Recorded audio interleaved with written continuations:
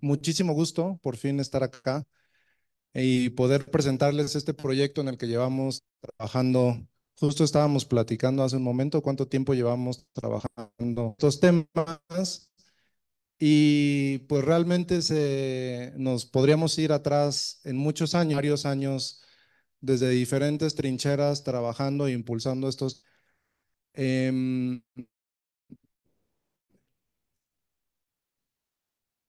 pero formalmente, como cuando sí crear una alianza entre que trabajamos estos temas con una agenda común, con un espacio de colaboración más estructurado, pues fue más o menos hace un año. Y por fin, después de muchos espacios de diálogo, mesas de trabajo, reuniones de trabajo, documentos técnicos que hemos trabajado, y talleres también que se han facilitado para, pues un poco entender qué tipo de proyecto queríamos construir, qué tipo de alianza queríamos construir. Ha llegado el día de presentarlo, de contarles por qué estamos haciendo este proyecto, esta alianza, qué es lo que queremos, por qué pensamos que este tema es relevante. Y bueno, es un poco lo que les vamos a contar el día de hoy. Yo voy a ser el moderador. Mi nombre es Carlos Cabrera. Soy coordinador de diálogo económico de la Fundación Friedrich Ebert. Y les platico un poco cómo va a funcionar la discusión del día de hoy. Primero vamos a tener 5 intervenciones de las directoras y los directores de las organizaciones o de la mayoría de las organizaciones que formamos parte de la Alianza por la Justicia Fiscal. Va a dar 10 minutos cada uno y después vamos a tener un espacio para preguntas, para compartir reflexiones y para pensar cómo podemos avanzar con esta agenda en los próximos meses y tal vez en los próximos años. Para comenzar, le voy a dar la palabra a Alejandra Haas, quien es directora ejecutiva de un poco más sobre el proyecto, que yo no he dicho mucho, de dónde surge esta propuesta, qué buscamos, qué proponemos y por qué consideramos que el tema de la justicia fiscal es relevante para el contexto en el actual en el que nos encontramos en nuestro país. Entonces, Alejandra, muchísimas gracias por estar acá y te paso la palabra.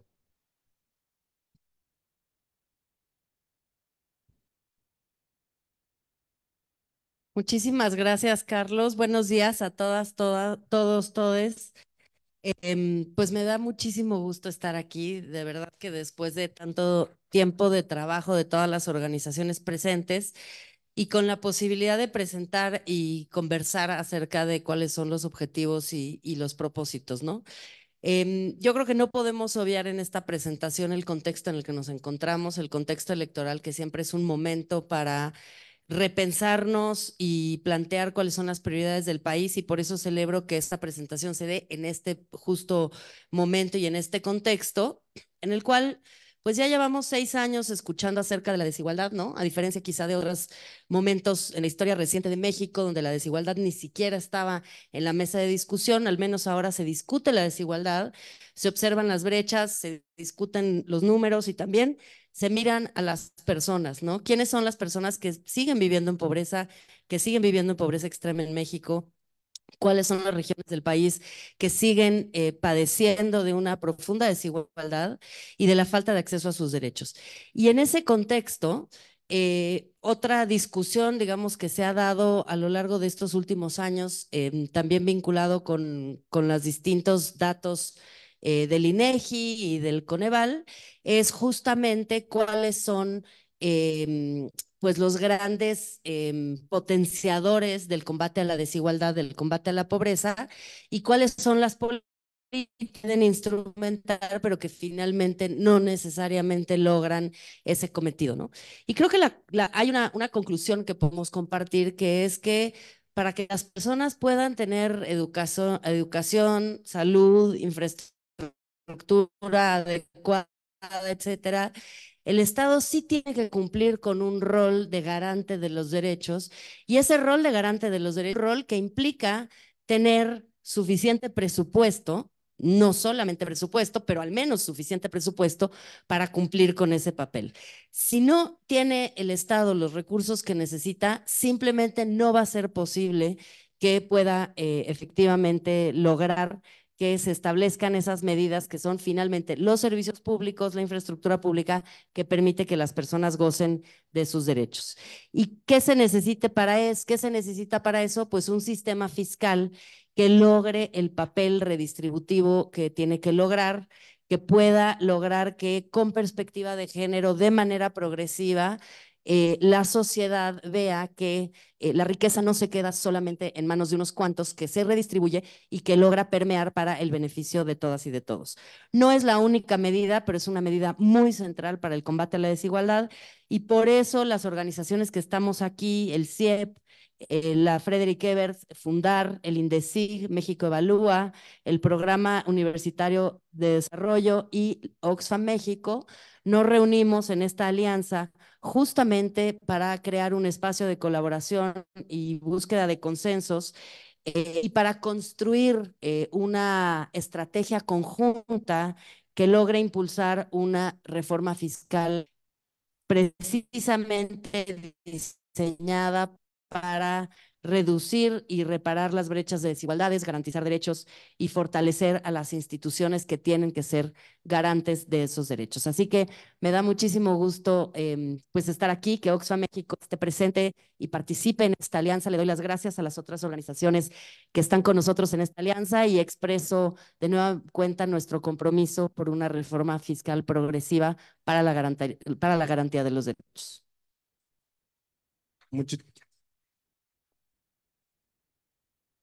Muchísimas gracias, Alejandra. Le voy a pasar la palabra ahora a Enrique Provencio, quien es director del Programa Universitario de Estudios del Desarrollo de la UNAM. Antes de darle la palabra a Enrique, pues me gustaría mencionar también que este espacio también es el resultado de trabajo de un grupo muy amplio de personas. Somos más de 20 personas investigadoras, investigadores, activistas que llevamos trabajando y discutiendo mucho tiempo con el objetivo de lograr propuestas pues, muy robustas y consensuadas entre un grupo diverso de organizaciones que no forzosamente siempre tenemos las mismas posiciones, pero a partir de ese trabajo hemos logrado llegar a eso, ¿no? A un documento de propuestas muy concretas y consensuadas que abonen una discusión bastante compleja y que pueda ser el inicio de una discusión mucho más amplia en el país. Entonces, Enrique, ahora sí, te paso la palabra para que nos platiques un poquito más del tipo de reforma fiscal que hemos discutido en estos últimos meses. Muchas gracias, Carlos. Muy buenos días.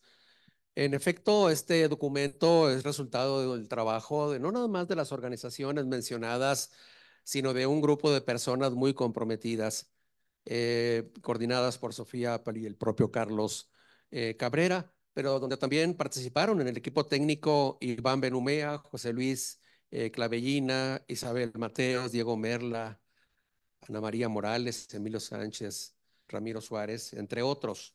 Los menciono porque han estado trabajando para lograr este documento de acuerdos, como ya lo ha mencionado Carlos. En nuestra división del trabajo para la mesa me tocó exponer dos asuntos. ¿Qué tipo de reforma fiscal proponemos y qué podríamos financiar con ella? El tipo de reforma fiscal que se está promoviendo lleva en su nombre el adjetivo, pero que también es un sustantivo, progresiva. Progresiva, ¿por qué? Por dos grandes dimensiones. Primero, porque con esta reforma se busca hacer efectiva la progresividad en la realización de los derechos que tenemos consagrados de acuerdo a nuestra Constitución y nuestras leyes y también de acuerdo a los tratados internacionales que hemos adoptado. Es una reforma fiscal para hacer efectiva la progresividad en el cumplimiento de los derechos. La progresividad entendida tal como se ha definido por nuestro cuerpo de convencionalidad y de constitucionalidad. hacer que los derechos de educación, de salud, de medio ambiente sano, de acceso a la alimentación, entre muchos otros, se cumplan. Pero para que se cumplan, necesitamos un Estado fuerte, capaz, que pueda financiar de manera sostenible el conjunto de compromisos que ya tenemos ahora con la sociedad y los que van a crecer en los próximos años. Y para que el Estado tenga fortaleza, para que el Estado supere la fragilidad y la precariedad fiscal que ha caracterizado a México, se necesita lograr que los ingresos del Estado sean suficientes, sean sostenibles y apuntalen el acceso a los derechos. Es una reforma no para aumentar los ingresos públicos per se o porque sí, sino para hacerlo de tal manera que cumplamos con los derechos. Y progresiva en el sentido tributario, de tal manera que la proporción que paguen las personas que tienen más ingresos sea más alta y creciente que la estructura fiscal actual. Progresiva entonces en el sentido de que la tributación mexicana no solamente sea proporcional, sino que sea crecientemente más alta, la tasa más alta para las personas que más ganan, realmente ricas, que no están pagando la proporción que es más justa. Pero la reforma que se está proponiendo tiene otros rasgos. Uno más es que no se refiere solamente a aumentar la capacidad de recaudación del Estado mexicano, sino a que se ejerza mejor el presupuesto, se gaste de manera más transparente, se gaste de manera menos opaca, se gaste de tal manera que se rindan cuentas y se elimine la discrecionalidad en el ejercicio del gasto. Es en ese sentido no solamente una reforma fiscal progresiva, sino también una reforma hacendaria, porque cubre también la parte del gasto. Y en tercer lugar, es una reforma fiscal que se refiere no solamente al gobierno federal, sino también a los estados y municipios y atiende otra de las viejas dolencias, otra de las viejas precariedades del sistema fiscal mexicano, que es la baja capacidad de los gobiernos.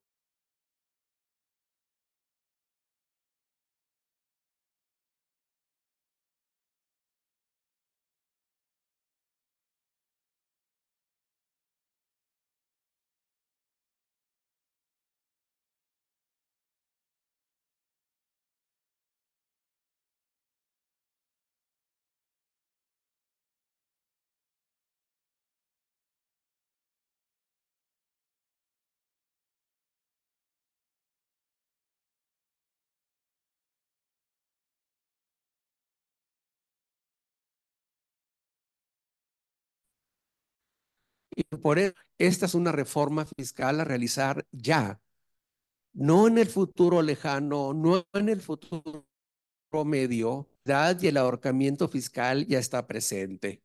7 grandes áreas prioritarias que se proponen. Uno, aumentar la calidad y la cobertura de los servicios públicos de salud. Y eso cuesta alrededor un poquito más de 3 porcentuales del Producto Interno Bruto, dadas las dificultades de acceso efectivo al derecho a la salud de la mayor parte de la población. Segundo, se puede financiar un sistema de cuidados universal, gratuito y de calidad, sobre todo para infancias, para los menores, las menores de 6 años. Y con eso además se estará ayudando a las madres trabajadoras. Tercera prioridad, como parte de la reforma educativa, extender el horario escolar a una jornada completa en las escuelas, lo cual mejoraría el aprendizaje, mejoraría la convivencia, dejaría más tiempo libre para padres y madres. Cuarto, agua, asegurar el agua para todas las personas hoy y en el futuro. Punto muy importante en la crisis que se está viviendo actualmente, lo cual requeriría por lo menos un punto adicional de inversión en términos del Producto Interno Bruto. Siguiente, financiar la infraestructura para la transición energética, la infraestructura pública para atender nuestras urgencias de cambio climático. Sexta prioridad, crear un fondo de cohesión para promover iniciativas de desarrollo regional en los estados con más bajos ingresos. Y séptima prioridad, financiar un sistema judicial estatal efectivo que permita subsanar los increíbles rezagos que hay en el sistema judicial en los estados. Estas grandes metas en términos de lo que se quiere lograr, repito, no son las únicas, pero son las que se identificaron como prioridad. Aquí acabo mi parte y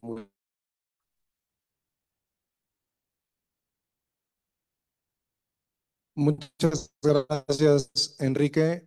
En el documento de propuestas queríamos poner de una manera muy clara necesidades muy concretas de nuestra sociedad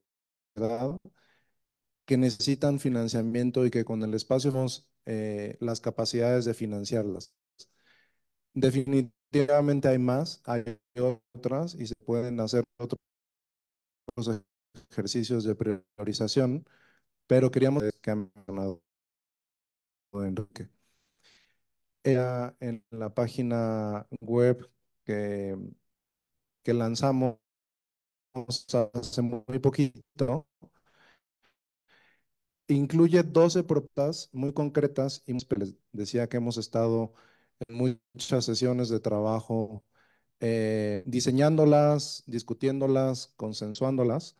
Y ahí la siguiente parte de las presentaciones nos van a platicar un poco más sobre estas propuestas divididas en varios temas. Y para eso le paso la palabra a Alejandra Macías, quien es la directora general del CIEP, el Centro de Investigación Económica y Presupuestaria.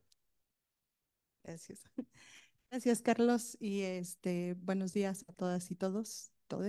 Me da muchísimo gusto estar aquí con ustedes y con las organizaciones que conformamos esta alianza, que como bien dice Carlos, llevó un tiempo de bastante diálogo, ires y venires e ideas, pero creo que las organizaciones y las personas que conformamos esta alianza somos fervientes creyentes de la evidencia, ¿no? Entonces, nos gusta hacer investigación objetiva con metodologías rigurosas y con información pública, ¿no? Y que con eso nos permita llegar a resultados y análisis que bueno, nos hace ver cuáles son los efectos y las implicaciones de las decisiones de política pública y de política fiscal en nuestro país, ¿no? Y bueno, digo esto porque como alianza, pues estamos comprometidos a hacer estas propuestas con base en evidencia y todos los que estuvimos involucrados en este trabajo aportamos, ¿no? Desde nuestra trinchera con esta evidencia. Y así es como se construye este documento de opciones y cambios fiscales que estamos presentando. A mí me ganaron las felicitaciones, ¿no? Yo también iba a felicitar a todos y cada uno de los que estuvimos sentados en esas mesas. El trabajo de la FES, de Carlos, de Sofía, de Daniela, es impresionante y los felicitamos por estar aquí todos y hablando el mismo idioma, ¿no? Por lo menos tratando de hacerlo. Siempre es difícil, pero lo estamos logrando con mucha satisfacción. En el sentido de las propuestas que decía Carlos, yo voy a empezar a hablar con el fortalecimiento de los ingresos locales, ¿no? Finalmente, en una reforma fiscal no podemos dejar de lado a los 32 estados y a los más de 2,000 municipios, porque son parte del país y porque también tienen responsabilidades y también tienen injerencia en la política pública y en la política fiscal, ¿no? Y en ese sentido, tenemos 4 ideas que estamos presentando en el documento. La primera es fortalecer la capacidad administrativa de los gobiernos locales. Eh, Me parece que esto tiene, o sea, llevamos años diciendo que esto se necesita hacer, no nada más a nivel municipal, que es donde más se requeriría tener a personas con estas capacidades y conocimiento de cómo cobrar impuestos, sobre todo el predial, sino también de cómo se coordinan las mismas entidades federativas con los municipios para poder llegar a potenciar de mejor manera el predial, ¿no? Y bueno, otros impuestos, pero en específico nos parece que el predial está valorizado a nivel nacional y que ni siquiera tenemos que empezar a hablar con aumentar tasas de predial, sino entender el catastro, actualizarlo y sobre todo hacer que las personas en los municipios realmente cobren este impuesto, ¿no? Entonces ese sería como el primer elemento para fortalecer los recursos propios de los estados. El segundo sería la tenencia, ¿no? El impuesto a la tenencia antes era federal, aunque se administraba de manera local. En 2011 esto cambió, entonces los estados decidieron quién quería cobrar tenencia y quiénes no. Entonces tenemos una mezcla de estados que cobran cero, que cobran un referéndum, que cobran la tenencia, y eso genera incentivos perversos entre las mismas entidades federativas y la población, ¿no? Que está viviendo en esas entidades federativas. Pero además, resulta que la tecnología hace que los automóviles vayan cambiando, ¿no? Y ya no todos son de combustión de gasolina, sino hay híbridos y hay eléctricos. Y pues la legislación, la normatividad no hace que, bueno, exenta a este tipo de autos para pagar tenencia. Entonces, durante nuestro trabajo estuvimos hablando de poder introducir algún componente ambiental y finalmente e incluso los eléctricos siguen contaminando, ¿no? No por emisiones, probablemente, los híbridos sí una parte, pero también van a tener desechos que sabemos cuáles van a ser los efectos en el medio ambiente y que tendrían que estar incorporando esa externalidad, ¿no? Entonces ese sería el segundo elemento. El tercero es debatir sobre la posibilidad de un impuesto especial a la circulación de jets y yates privados.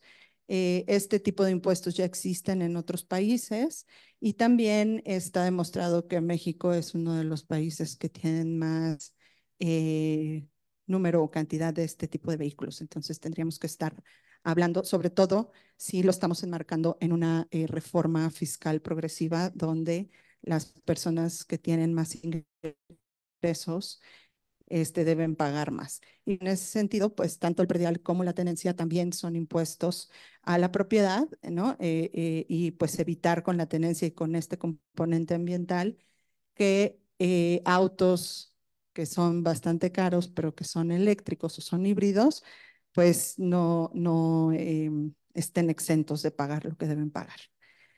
Y un cuarto punto es reducir exenciones en el IEPS de gasolinas y carbono, ¿no? Y aumentar gradualmente el precio subyacente por tonelada de CO2. Esta idea viene porque, bueno, hablamos de problemas fuertes de cambio climático, de los efectos intergeneracionales que tiene este fenómeno, ¿no? Y que deberíamos de estar cambiando comportamiento desde el sistema fiscal y desde las políticas públicas. Y en ese sentido, el impuesto al carbono podría ser este trabajo, ¿no? Actualmente tenemos un impuesto al carbono, un IEPS al carbono, que es bastante bajo, cubre solo el 23% de las emisiones y hay algunas exenciones que nos parece que deberían ser revisadas.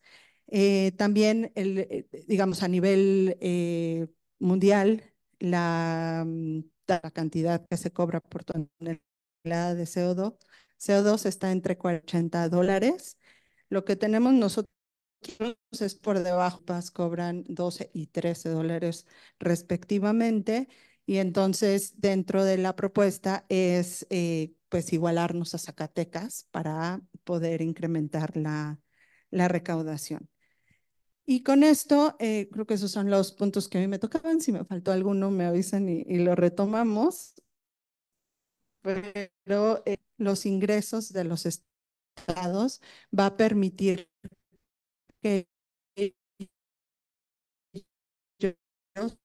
dejen de, como lo hacen ahora, tendríamos que revisar las responsabilidades, las obligaciones de los estados para gastar mejor esos recursos, para hacer política pública más local. Definitivamente cada entidad federativa tiene características distintas y por ello deberían ser responsables de generar esta política pública, ¿no? Y en este sentido, si empezamos a hablar de al menos estos 4 puntos, tendría que dirigirnos también a hablar y modificar la coordinación fiscal. Y creo que ahí me quedaría. Gracias.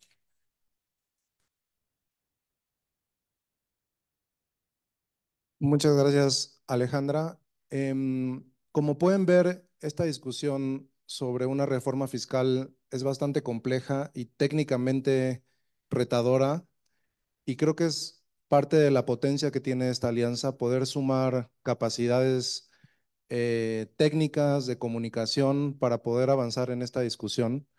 La participación del CIEP y de las otras organizaciones suma muchísimo a este objetivo, y en la experiencia que tenemos, justamente poder avanzar estas discusiones también políticamente, pero que sean cercanas a la ciudadanía, que sean comprensibles para la mayoría y que sean robustas técnicamente, solamente se puede hacer de manera colaborativa y sumando las capacidades de las organizaciones que estamos acá, y que es algo que vamos a ampliar también a otras personas, organizaciones, universidades que se quieran sumar estos esfuerzos, pues es un poco la intención de tener un espacio para generar propuestas. Le voy a dar la palabra ahora a Diego de la Mora, quien es director de Fundar, Centro de Análisis e Investigación, para que nos cuente también un poco sobre otras propuestas. Una muy importante es sobre el impuesto sobre la renta a las personas físicas. Diego, te paso a ti la palabra.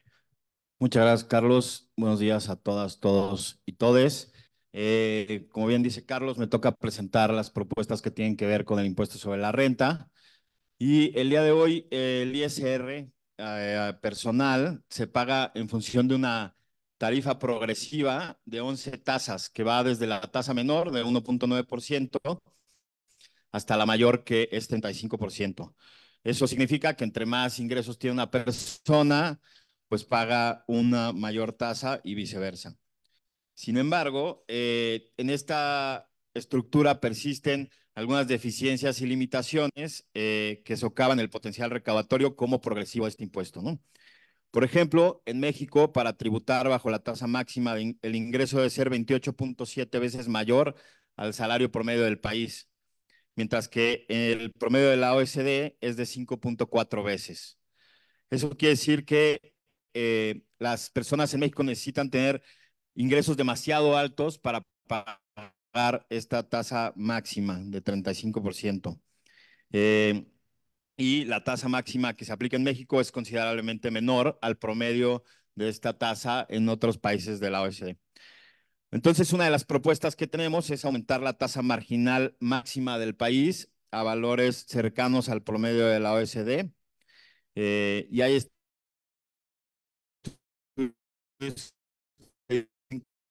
que esa tasa en México podría ubicar. Otra de las propuestas que tenemos es reducir el umbral de ingresos inferior a partir del cual se cobra la tasa marginal máxima de 35%. Hoy, como decía, el ingreso mínimo requerido es 28 veces el ingreso promedio y lo que estamos proponiendo es que ese ingreso promedio sea de 14 veces, ¿no? Por encima, perdón, que ese ingreso sea 14 veces por encima del ingreso promedio.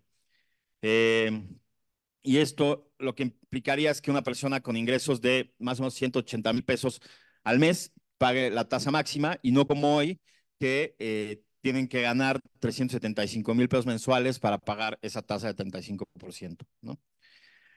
Una propuesta más es la creación de nuevos tramos entre el 35% y la nueva tasa marginal máxima que se ponga, ¿no? Hoy los contribuyentes con ingresos en el penúltimo tramo, o sea, en la penúltima tasa, deben duplicar sus ingresos para pasar de 34 a 35%, ¿no? Perdón, triplicar sus ingresos.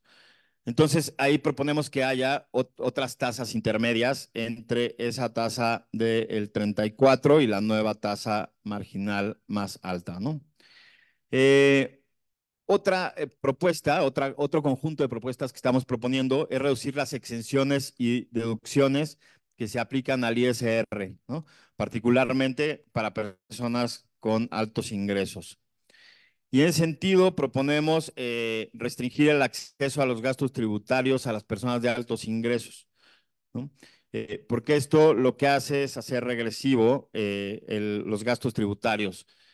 Y pensamos que se puede poner un tope de ingresos a partir del cual una persona física ya no puede acceder a ellos.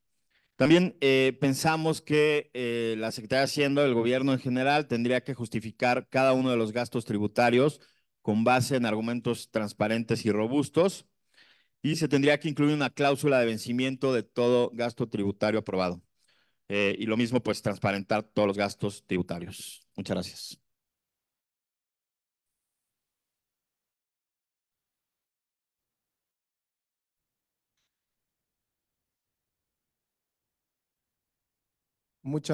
Mariana Campos, quien es la directora general de México Evalúa.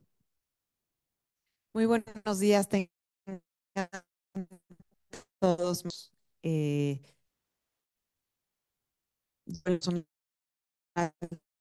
Celebro mucho lo que está pasando en esta mes. Y es que es mucho a lo que tenemos que hacer en México el día de hoy, ¿no? Todos pensamos igual, tenemos a veces agendas distintas, impulsar algo juntos. Creo que en medio de la polarización que vive México, pues es un ejercicio el cómo sí. También quiero unirme a las felicitaciones porque las que estamos aquí sentadas somos solo un pequeño número de quienes estuvieron atrás de todos estos esfuerzos de organización de esta alianza en los distintos frentes, en la parte técnica, en la parte de comunicación. Gracias a todos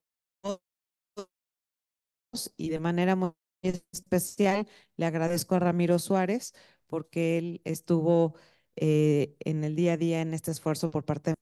Creo que uno de los mayores riesgos de la posible reforma fiscal, yo creo que es muy probable que se va a discutir. Las necesidades son reales. Han sido reales durante mucho tiempo, pero ahora también son urgentes. Mi mayor preocupación es que no logremos una discusión del alcance adecuado, ¿no? Es decir, que no suceda como nos ha sucedido muchas veces anteriores, en donde viene una prisa porque es necesario subir los ingresos y entonces se convierte en una reforma tributaria muy específica y dejamos de hablar temas fundamentales, en donde ya mis colegas mencionaron algunos, como la debilidad de los ingresos y la recaudación a nivel gobierno estatal y municipal, ¿sí? O también la parte del gasto.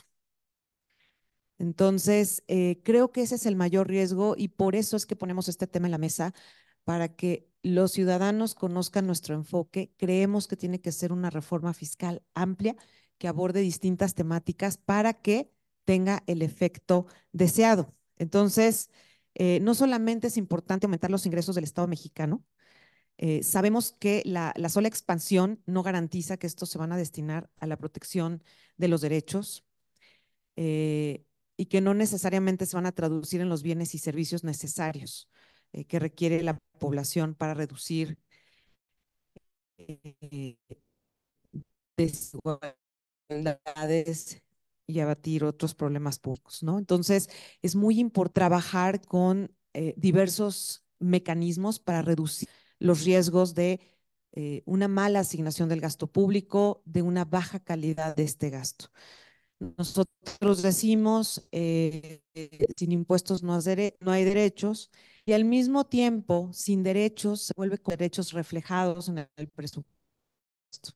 Ingresos excedentes, estos se utilicen de una manera sabia, por decirlo de una forma, pero que vayan realmente a financiar estos derechos.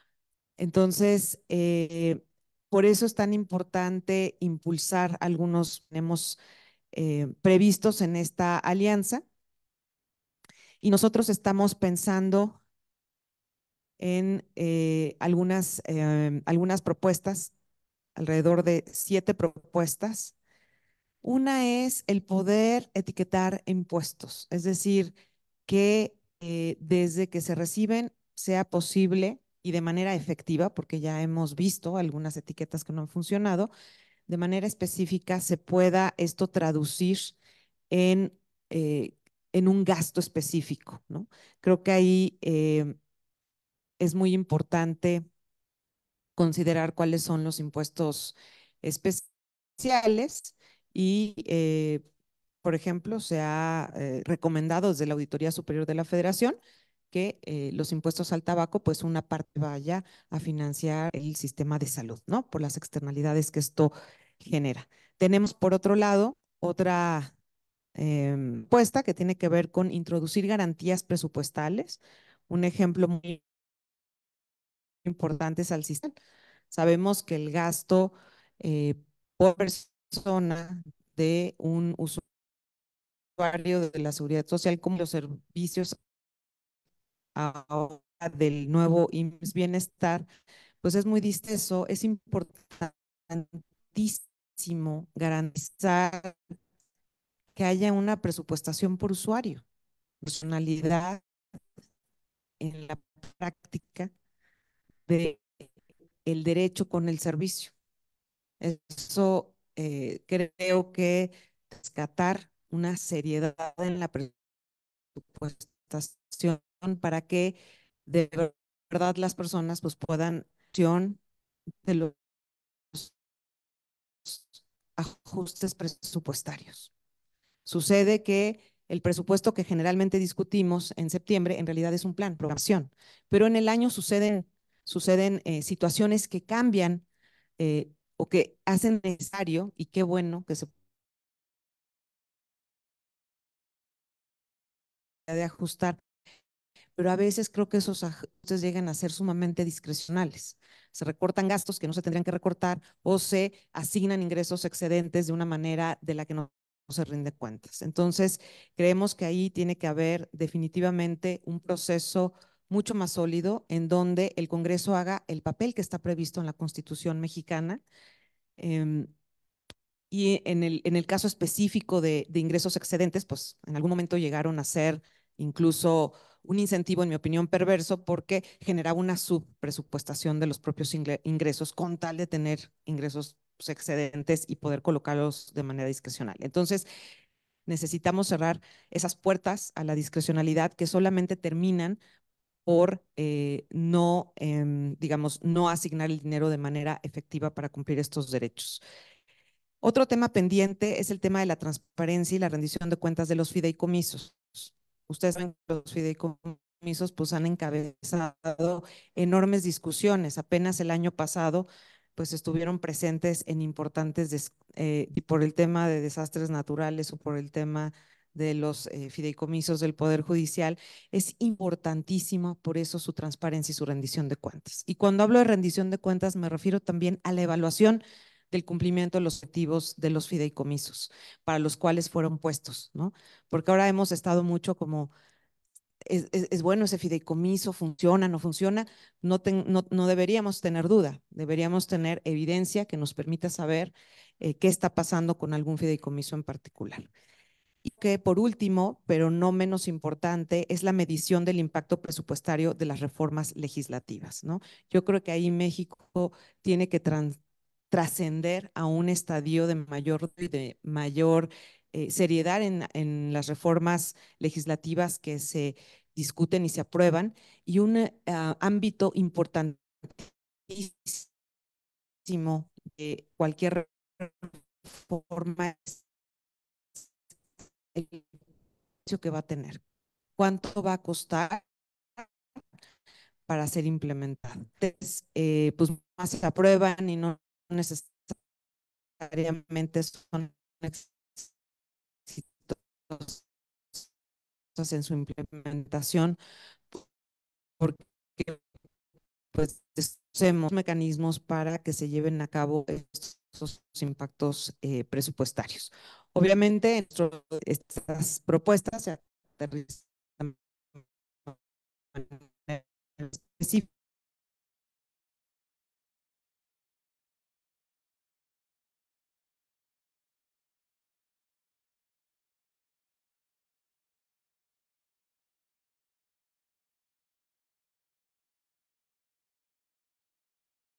Llamado de urgencia que tú haces, definitivamente, pues la continuidad de muchas políticas sociales que se han avanzado en los últimos años, el programa de pensiones para los adultos mayores, pues van a necesitar de recursos para asegurar su continuidad.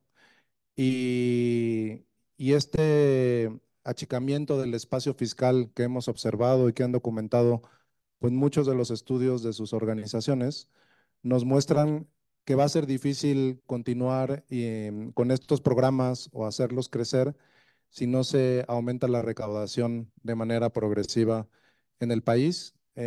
Todas y todos sabemos aquí que no hay políticas públicas sin presupuestos, y además para pensar en una ampliación también de las inversiones en infraestructura, en ciencia y tecnología, en formación de capital humano para enfrentar los retos a los que nos vamos a enfrentar, pues se necesitan una gran cantidad de inversiones para crear empleos dignos, y en el sector formal, que es algo sumamente importante, pues vamos a necesitar una gran cantidad de recursos. Entonces, pues yo lo dejaría hasta aquí y abriría el micrófono para comentarios. Nos dará mucho gusto escucharles, también escuchar un poco las reacciones, y si hay preguntas también pues tomarlas para aprovechar este tiempo y poder responderles.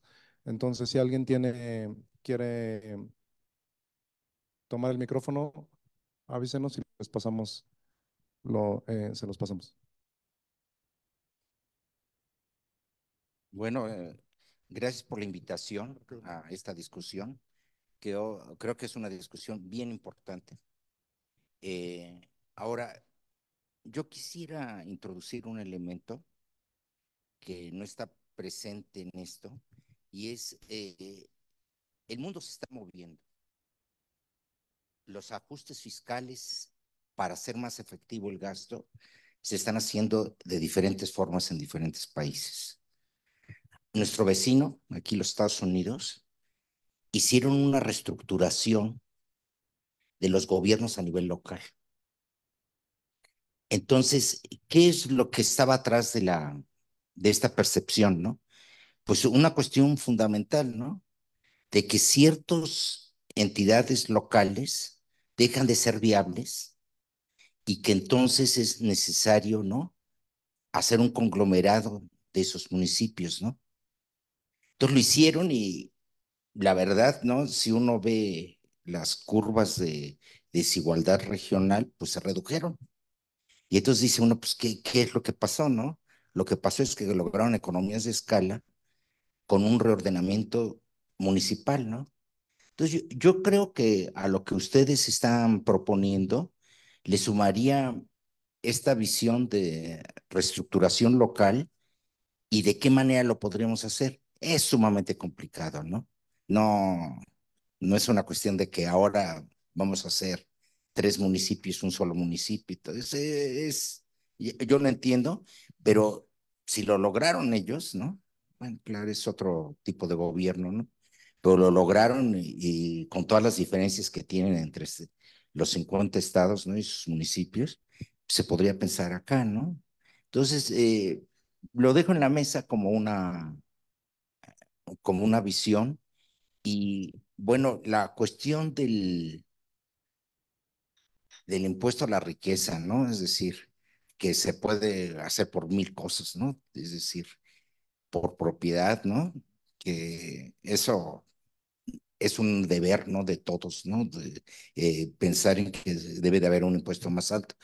Pero, sin embargo, tendríamos que empezar a medir también la riqueza como lo están midiendo los europeos, ¿no? Entonces los europeos tienen una medición de la riqueza, ¿no? Que es diferente a simplemente el predial, ¿no? Digo, el predial es lo que se nos ocurre más facilito, ¿no? Pues ahí está, ¿no? No, no, hay que medir la riqueza y entonces tendríamos nosotros que hacer una revisión en ese sentido, ¿no? Tal vez ampliar la propuesta de ustedes en la medida de que, ¿qué es la riqueza, ¿no? Y cómo se debería de estar poniendo impuestos, ¿no? Eh, y después, en una reforma fiscal se tiene que ver también, tendría que haber una reorganización del Estado, ¿no? Eh, hay cosas que no están funcionando dentro del Estado y las estamos manteniendo, ¿no? Entonces, una reorganización administrativa del Estado se me antoja que tendría que ser una de nuestras, bueno, de los que estamos preocupados por esto, una de nuestras tareas, ¿no? Entonces, bueno, dejo esas tres preocupaciones y seguiré escuchando. Gracias. Allá, Gabriel, por favor. Hola, buenos días. Gabriel Rosas del Pacto Socioambiental. Pues primero felicitar, me parece que es un gran esfuerzo por comunicar un tema tan complejo y tan escabroso como es la política fiscal para México y sobre todo en un momento donde se toma muy a la ligera, pues en el debate electoral muchas propuestas que no tienen un trasfondo como el que están ofreciendo. Y además de que se trata de organizaciones que llevan ya muchos años trabajando en estos temas.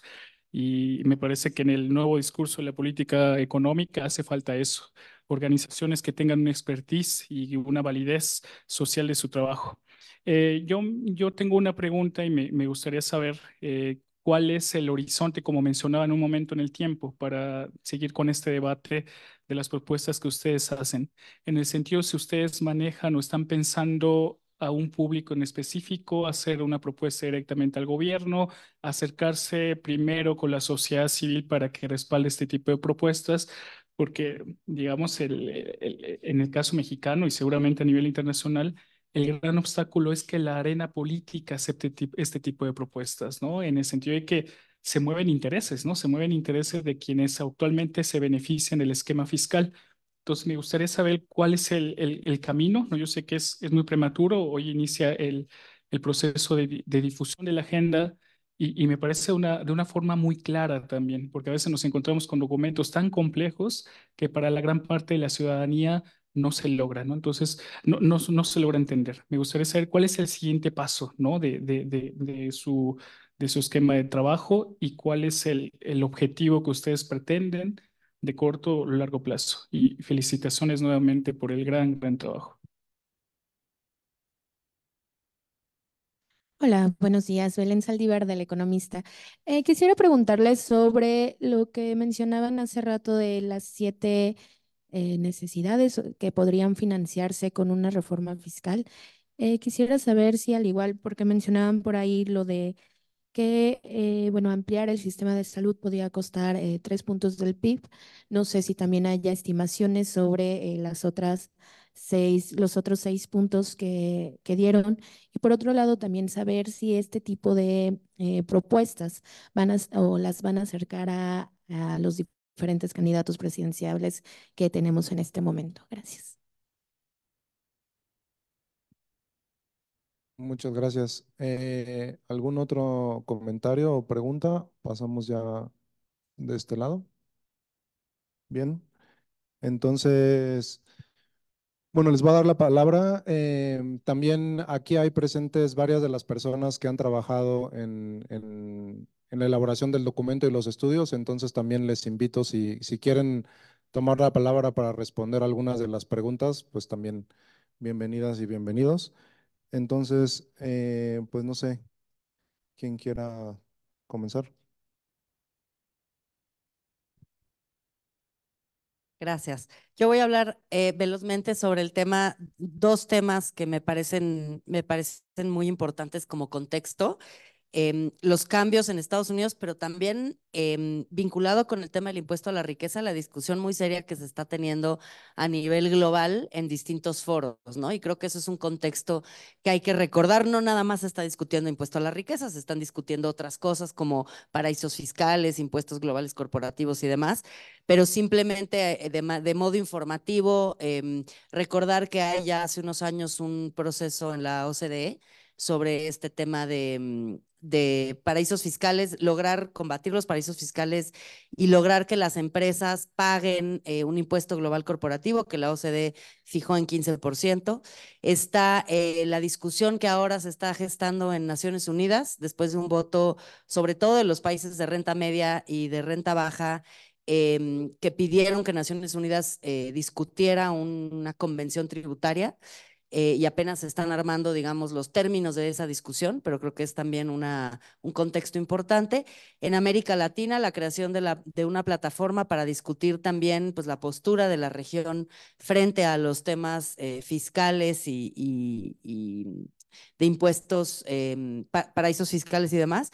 Y finalmente, la reciente celebración del G20 en Brasil y el encargo que le hizo el gobierno de Lula, pero en nombre del G20, a Gabriel Zuckman para que pudiera proponer un impuesto global a la riqueza, ¿no? Que creo que también tiene que ponerse de frente como una discusión que va a tener impacto en los países.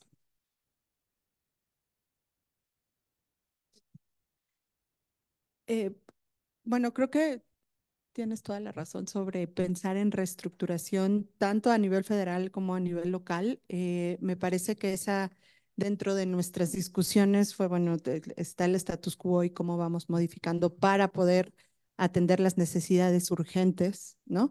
Pero definitivamente en la parte de cuando dije tenemos que repensar la coordinación fiscal, pues tiene que ver con todo eso. Y sí, creo que hacer una reestructuración suena bastante interesante. Como todos los cambios, hay resistencias, hay ganadores y perdedores, pero hay cosas que se tienen que hacer, ¿no? Definitivamente. Y sobre lo que decías, Belén, en el documento hay algunos cálculos para algunas de esas em, cosas que queremos financiar, que necesitamos financiar. No son los únicos, pero sí, creo que vienen, ¿no? La mayoría. Igual le puedo pasar la palabra a Enrique para que ahonde un poquito más en eso. Gracias, Alejandra. Sí, respecto al punto de las proporciones. Este es un documento más de comunicación, de difusión, con la pretensión de que llegue al público más amplio. Y por tanto no entra en muchos detalles técnicos que sin embargo sí se han trabajado por las organizaciones en esta ronda y en otras. Y uno de los aspectos que de inmediato salta es el que tú preguntas, es decir, ¿cuáles son las necesidades de financiamiento? En el documento solamente se mencionan algunas, por ejemplo, la de salud que tú captaste, que significaría alrededor de 3, probablemente 3.2% del Producto Interno Bruto. Después la de cuidados, 1.2. La de escuela jornada completa es un porcentaje muy bajo en realidad, porque el costo no es alto, pero en términos de PIB casi se pierde, 0.04. Y así con otras. La de inversión en agua, que hay diferentes estimaciones, pero rondan alrededor del 1% del Producto Interno Bruto. Las de transición energética también hay estimaciones variables. En síntesis, las que aquí se hacen suponen alrededor de 5,5 puntos porcentuales del Producto Interno Bruto. No quiere decir esto que las necesidades de ingresos son exactamente iguales, porque actualmente hay destinos de gasto que se pueden reordenar en la lógica que planteaba el doctor Clemente Ruiz Durán hace un momento. Es decir, esto requiere una reorganización administrativa, en el fondo, una reforma del Estado, que pasa por una reorganización administrativa. Esa cantidad no es descabellada, 5.5%. En realidad, cuando atendemos las necesidades adicionales de educación, que no están cuantificadas aquí, estamos hablando de necesidades más amplias y así con otros sectores, cuando incorporamos las de inversión pública en infraestructura en general. Pero de lo que sí nos hablan es de que sin reforma fiscal y dado el espacio tan pequeño que tienen las finanzas públicas actualmente, todas las necesidades adicionales serían o bien infinanciables o bien tendrían que financiarse a costa de otros destinos actuales. Y ese punto, además, coincide con otras estimaciones hechas con metodologías variables, sea comparando con los estándares internacionales, o sea haciendo, o bien haciendo cálculos de costos. Ese es un primer aspecto. Pero también quisiera anotar algo respecto a lo que sigue. ¿Qué pasos? En este grupo de trabajo se seguirá discutiendo y se verán los pasos inmediatos, pero lo que ya está puesto sobre la mesa creemos que es algo que hay que discutir a fondo en este periodo de aquí a junio y luego en los periodos de transición. Insistimos en que no podemos postergar esto. Es entendible que por razones electorales nadie quiere hablar de una reforma fiscal, pero pensamos que sería una irresponsabilidad pública y política no hacerse cargo de que este es un problema impostergable. En ese sentido, creemos que se debe seguir discutiendo, que en algún momento se tiene que expresar esto en términos de iniciativas formales de reforma, porque pasa por la ley del impuesto sobre la renta, por ejemplo, entre otros pasos. Por nuestra parte, seguiremos insistiendo como colectivo en que hay que atacar el problema, hacerse cargo de él, más allá o más acá de las implicaciones electorales. Es algo que se debe afrontar ahora.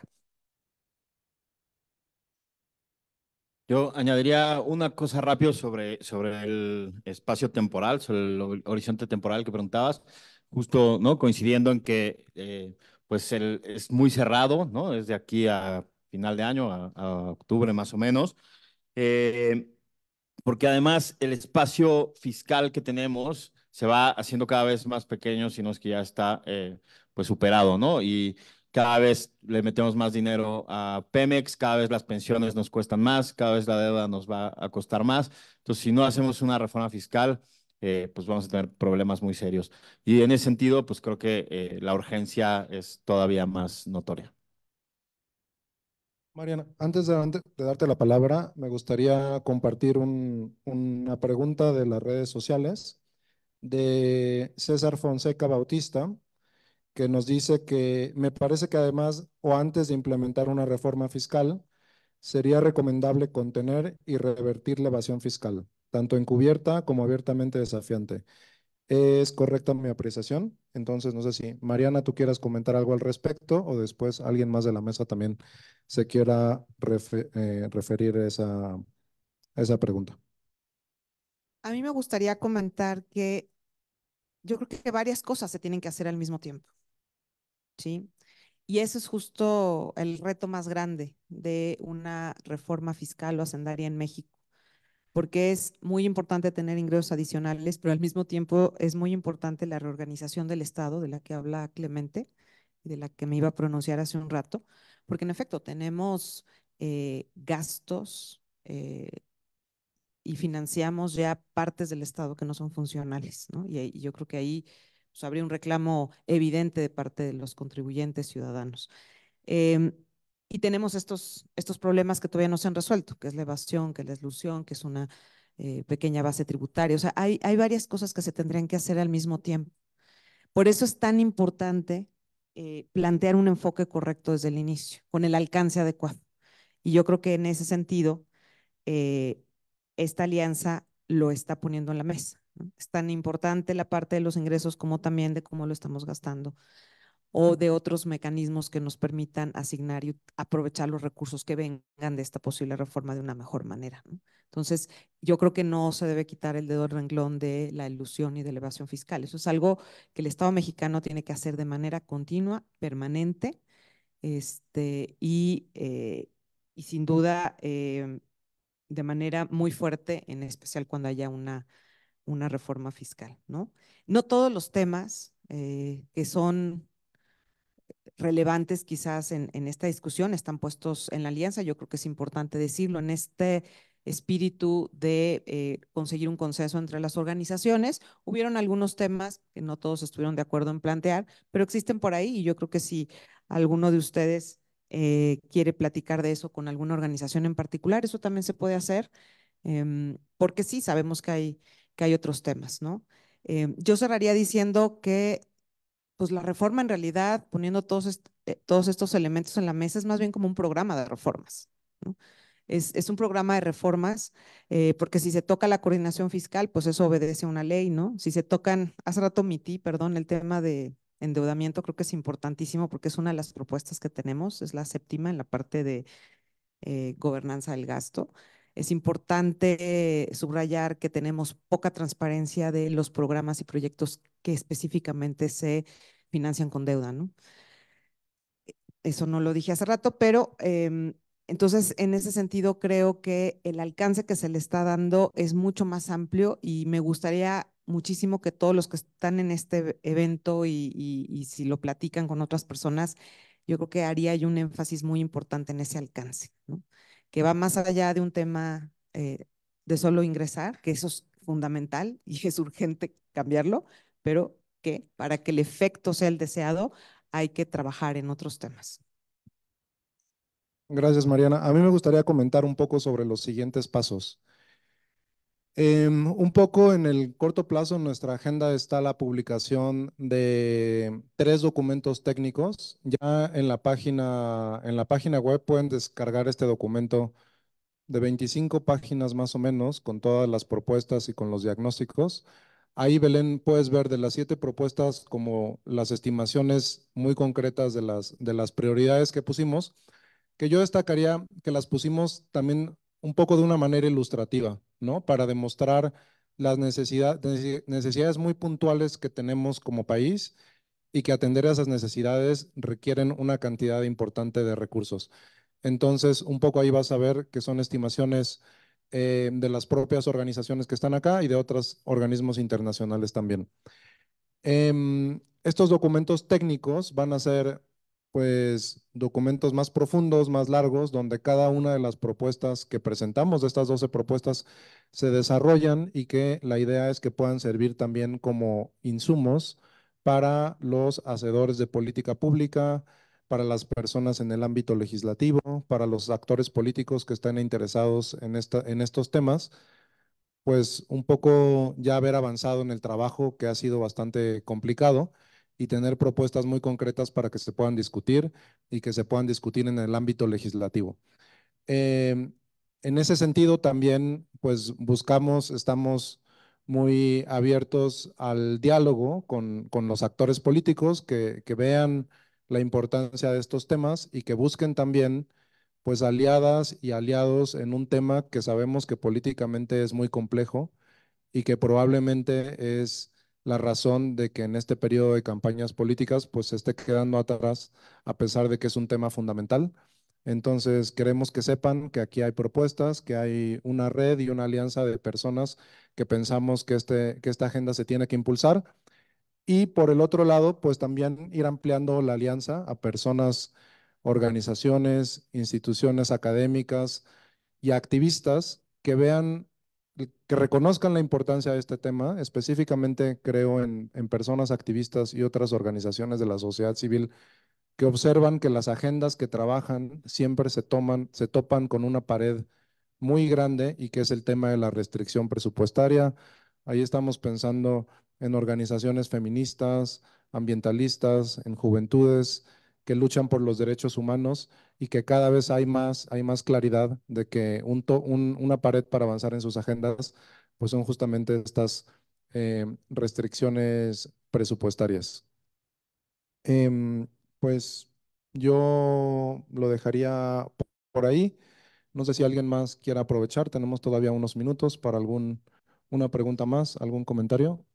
Por acá, ¿me prestan un micrófono, por favor? Buenos días. Yo quisiera nada más insistir en la pregunta que hicieron hace momento. O sea, entiendo que están lanzando el documento y están abiertos al diálogo, pero quiero saber si tienen algún plan o ha habido algún acercamiento para hablar con las candidatas precisamente para presentarles oficialmente la propuesta. Pues yo contesto rápido y paso después el micrófono. Por el momento hemos llegado hasta el momento del lanzamiento y vamos a discutir como una estrategia de incidencia política también, ¿no? Un poco cómo también los perfiles y los reglamentos internos de cada una organización en el espacio de incidencia política que podemos hacer, podemos discutir de qué manera es el siguiente paso que vamos a estar discutiendo. Yo creo que por ahí no sé si alguien más quiera comentar. Ajá, Enrique. Gracias, brevemente. De aquí a fin de año hay tiempos que marcan ritmos. Dentro de apenas 15 días más, el Congreso de la Unión, la Cámara de Diputados en particular, va a recibir los precriterios de política económica para 2025. Eso nos va a dar una idea de cuáles son los límites, porque van a aparecer las prioridades en los programas y, y pasa el tiempo y el 8 de septiembre la Cámara de Diputados va a recibir los criterios de política económica, el presupuesto, la ley de ingresos.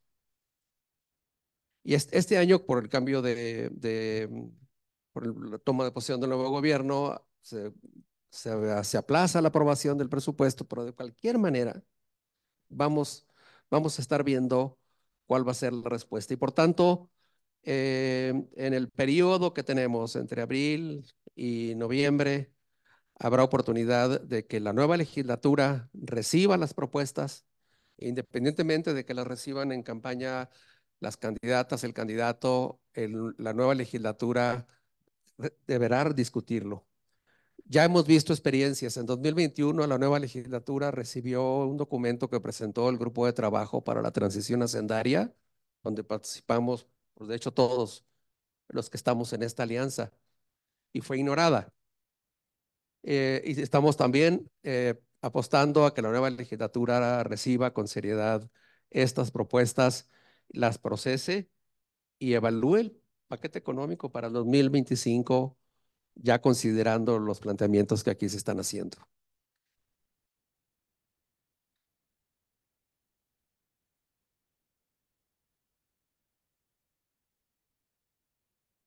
Bien, pues si no hay más comentarios, preguntas, comentarios para cerrar, pues les agradecemos muchísimo haber venido, tomarse el tiempo para trasladarse hasta acá, a las personas que se conectaron también por redes sociales. Muchísimas gracias y pues es el inicio realmente, aunque parece la llegada a un punto, creo que es el inicio para impulsar esta discusión y para seguir abriendo este espacio para nuevas colaboraciones, nuevas alianzas e impulsar esta discusión en los próximos meses y años que va a ser fundamental. Muchas gracias y que tengan muy buena tarde.